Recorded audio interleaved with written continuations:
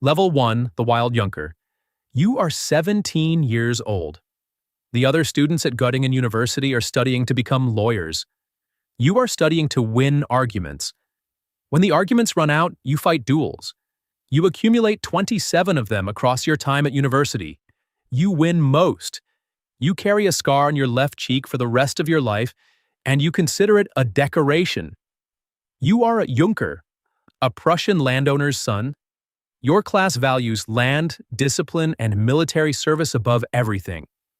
You have all the arrogance and almost none of the discipline. You drink. You run up debts. You cycle through jobs your father arranges and walk away from every one of them. You join the Prussian civil service at 22. You quit at 24.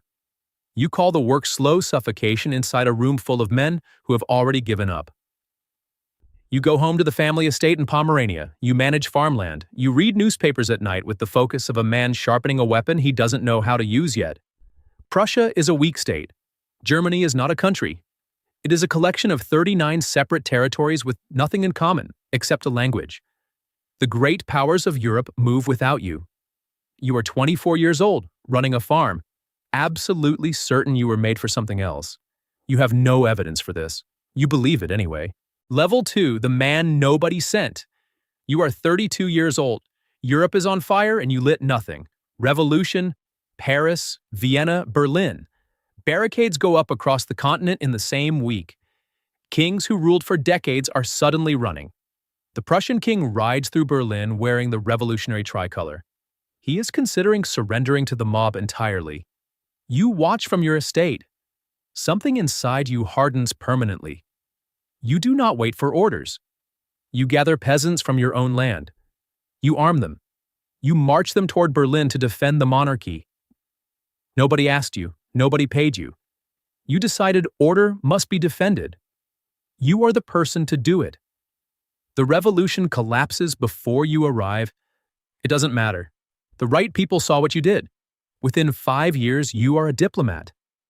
Within 7, you are Prussia's representative at the Frankfurt Assembly, the body that runs the German Confederation, controlled completely by Austria.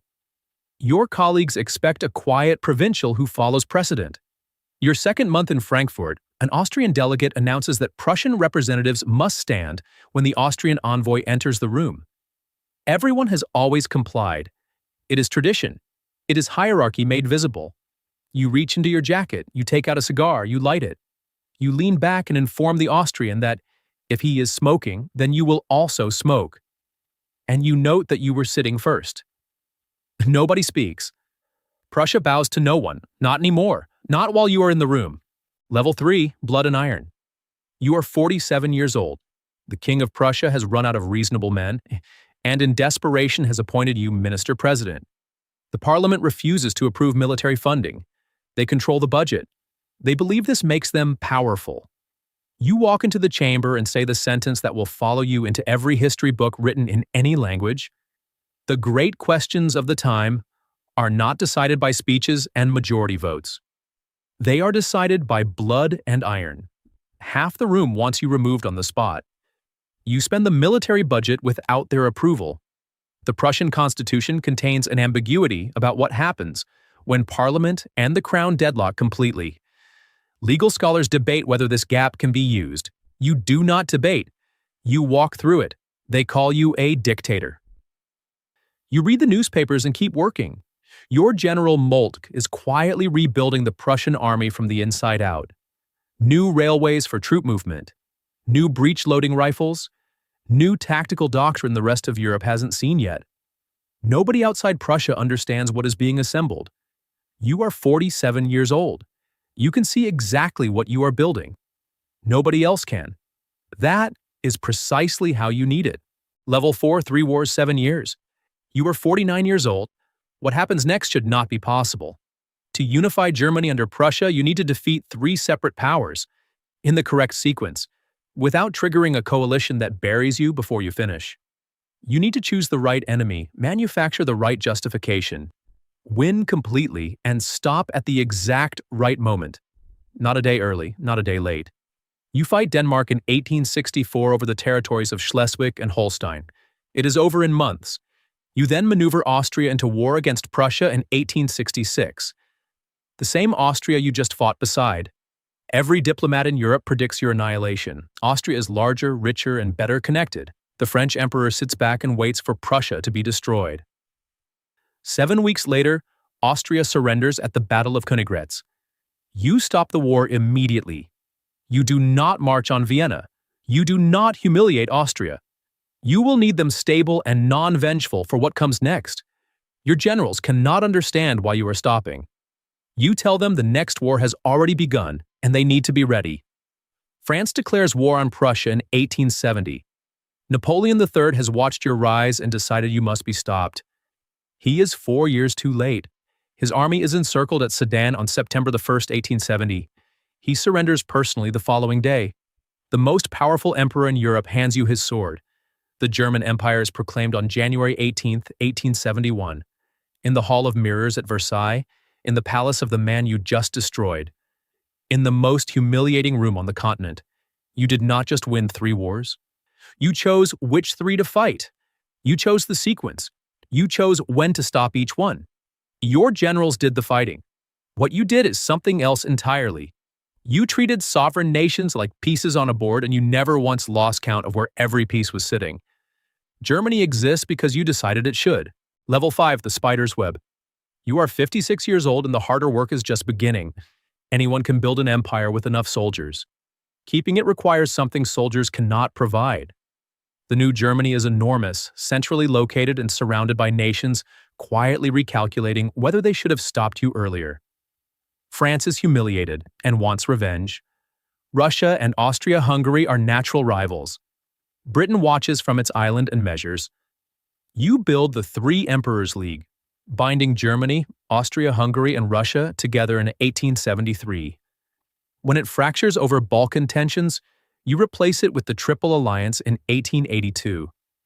Simultaneously, you negotiate a secret reinsurance treaty with Russia in 1887, a back-channel agreement guaranteeing Russian neutrality. It directly contradicts your public commitments to Austria. Both sides trust you. Neither knows about the other agreement. You hold this contradiction in place through personal credibility and total information control. You also pass the Health Insurance Law of 1883, accident insurance in 1884, old age pensions in 1889. Not from compassion, from calculation. A German worker with a pension and a hospital has something worth protecting. A man with something to lose does not throw up barricades. For 20 years, there is no major war in Europe. Not one. Not because the tensions are gone. They are everywhere, building in every capital. But you hold every thread. You know every secret. You know which alliances are real and which are performances. The continent is at peace because one man will not permit it to be otherwise. You did not keep the peace by being good. You kept it by making war something that could only happen with your permission. Level 6, the new emperor. You are 73 years old and the man who trusted you is dead. Kaiser Wilhelm I dies in March 1888 at 90 years old. His son Friedrich III takes the throne already dying from throat cancer. He rules for 99 days. He cannot speak for most of them. His son is now Kaiser Wilhelm II. He is 29 years old. He is intelligent, impulsive, and completely certain he does not need you. He wants to rule personally, visibly. He wants to be seen making history, not managing a system built before he was born by a man who treats him like a student in his own palace. You try to explain the reinsurance treaty, the secret thread, the back channel with Russia, the agreement that prevents France from ever building a true Eastern alliance against Germany. If this treaty lapses without a replacement, France finds Russia, Russia finds France, and Germany wakes up surrounded on 2 sides with no diplomatic exit. He listens. He nods. He does not ask the questions that would prove he understands. You have spent 40 years building a machine so intricate that only one mind can operate it completely. That mind is 73 years old. The man who just inherited the controls is 29 and believes the machine runs itself. You built the most sophisticated foreign policy system in the world entirely inside your own head. That is your mistake. You just don't know it yet. Level 7, dropping the pilot. You are 75 years old. It is March 1890. The Kaiser has been overruling your decisions for 2 years. He holds meetings with foreign governments without informing you. He tells his inner circle that Germany needs new energy in its leadership. He summons you. He tells you he is accepting your resignation. You had not submitted one. He has prepared the paperwork himself. You walk out of the palace you built the empire to fill. The soldiers beside you wear uniforms you approved. The gates you pass through were built during your tenure. The empire you are being removed from did not exist before you made it. Level 8, the price. You are 75 years old. You will spend your last 8 years watching from a distance as the architecture shifts and groans. You retire to Friedrichsruhe. You write your memoirs. You give interviews. You speak with a precision that sounds less like political commentary and more like someone reading from a document that hasn't been written yet. You say the collapse of the Russian relationship will produce a Franco-Russian alliance. It does, ratified in 1894. You say the Kaiser's naval buildup will push Britain toward Germany's enemies. It does. You say that when a European war comes, it will not be the clean, short campaign everyone imagines. Nobody in power listens. You are 80 years old. You are retired. You are the past. You die on July 30th, 1898 at 83. Kaiser Wilhelm II attends your funeral.